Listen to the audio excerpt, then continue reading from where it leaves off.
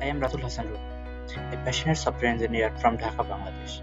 I am pursuing my bachelor's degree in computer science and engineering from Daffodil International University.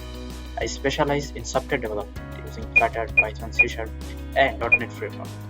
I am enthusiastic about technology and always looking for innovative ways to solve the real-world problem. I have over 4 years of hands-on experience in building and deploying full-featured mobile applications.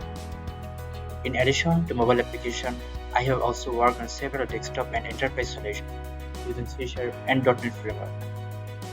I am also experienced in Python with a strong focus on data science and machine learning. I have built projects involving data analyzing, model training, and automation.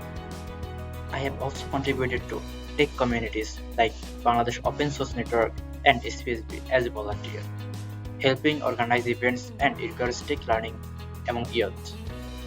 In the next 5 years, I see myself leading innovative projects in AI-powered application and possibly launching my own tech startup.